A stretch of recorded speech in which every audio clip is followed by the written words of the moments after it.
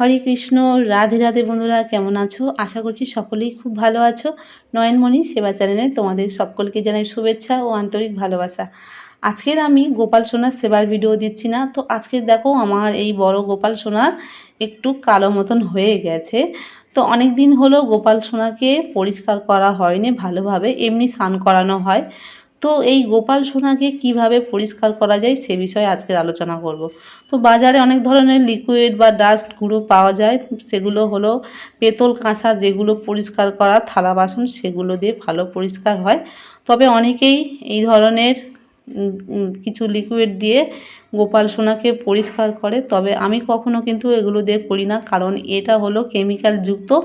তো গোপাল সোনাকে তো আমরা বাড়িতে সন্তান রূপে সেবা করে থাকি, তো সেই জন্য আমরা কখনো এগুলো দিয়ে করি না, কারণ এর দুর্গন্ধ আমি একদম গন্ধটা একদম সহ্য করতে পারি না। তো সেক্ষেত্রে কীভাবে আমার বাড়ির গোপালকে সবসময় চকচকে রাখি তো দেখে নাও।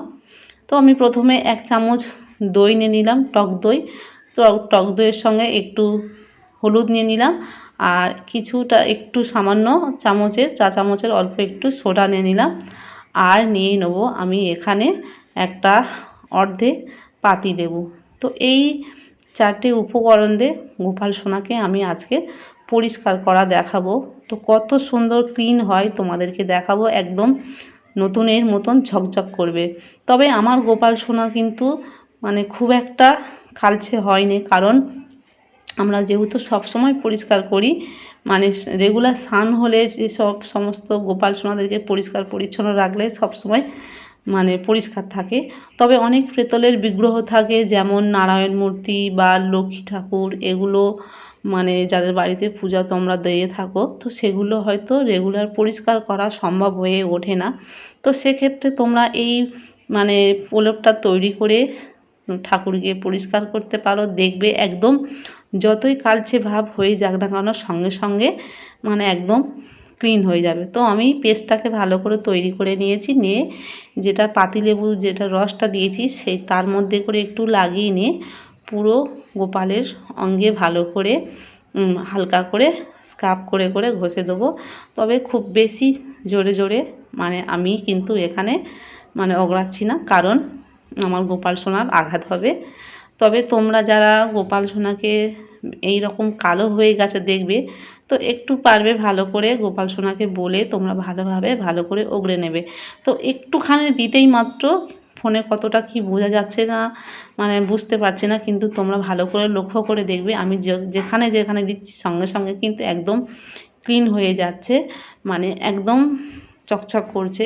একটু পরেই বুঝতে পারবে, হয়তো ফোনের লাইটে অতটা ভালো লাগছে না, তবে আমি কিন্তু সঙ্গে সঙ্গে বুঝতে পেরে যাচ্ছি।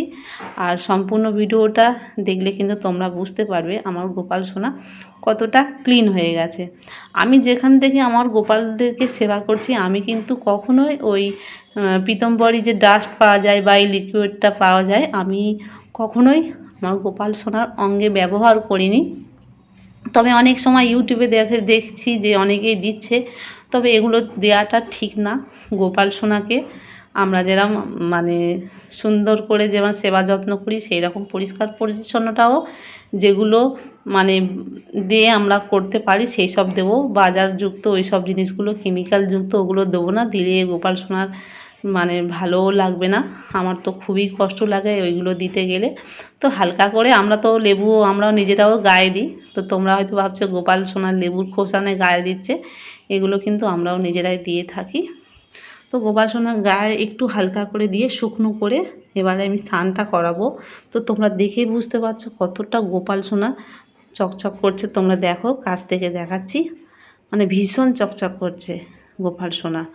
তো হলুদটা তোমরা নিজেদের চয়েস মতন তোমরা দিতেও পারো, নাও দিতে পারো, তবে সোনাটা দেবে। আবার কেউ চাইলে একটু চিনির ডাস্ট করে গুঁড়ো করে নিয়ে এর সঙ্গে স্ক্রাব মতন করে দিতে পারো। তোমরা তো জানো চিনিতে অনেকটা পরিষ্কার ক্লিন করে। তো এবার আমার সম্পূর্ণ হয়ে গেছে, গিয়ে আমি আমার গোপাল সোনাকে স্নান করাবো। এবার দেখো কত সুন্দর চকচক করছে।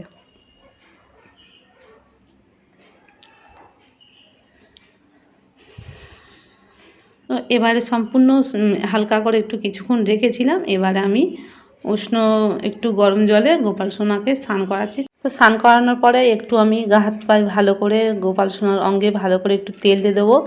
তো অনেকের বাড়িতে গোপাল সোনা বা যে কোনো বিগ্রহ থাকে, তো সেখানে তো আমরা প্রত্যেক দিন সন্ধ্যা আরতি বা সকালে যে দীপ দেখায়, যে মানে ধূপ দেখায়, তো তার ধোঁয়াতে অনেক সময় গোপাল সোনা কিন্তু কালো হয়ে যায়।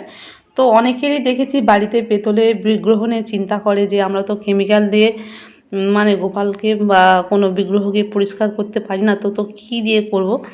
তো এই রকম তোমরা বাড়িতে প্রলেপ করে গোপালকে সবসময় চকচকে রাখতে পারবে। এটা কিন্তু খুবই সহজ উপকরণ। এটা প্রায় সময় ঘরে থাকে আমাদের টক দইটা।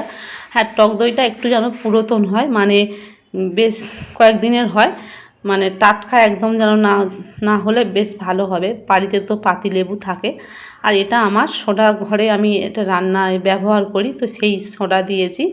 খুবই ভালো, বেশ। গোপাল সোনাকে তোমরা দেখেই বুঝতে পারছো গোপাল সোনা কতটা ফ্রেশ হয়ে গেছে। তো গোপাল সোনাকে আমি স্নান টান করিয়ে দিয়েছি, দিয়ে একটু গাগুলো ভালো করে তেল দিয়ে দিয়েছি। তো কত সুন্দর লাগছে দেখো আমার গোপাল সোনা। আর আমার গোপাল সোনা তো একটু সাজগোজটা একটু বেশি আছে, তো সেই জন্য হয়তো ভালো করে বুঝতে পারছো না। গোপালকে কিন্তু খুবই সুন্দর লাগছে, একদম অনেক দিন হয়ে গেছে গোপালকে ভালো করে ক্লিন করতে পারিনি, তো আজকে ভালো করে তোমাদেরকে দেখালাম। আর তোমরা যারা যারা আমার চ্যানেলটি এখনও পর্যন্ত সাবস্ক্রাইব করে নাও, চ্যানেলটিকে এক্ষুনি সাবস্ক্রাইব করে নেবে।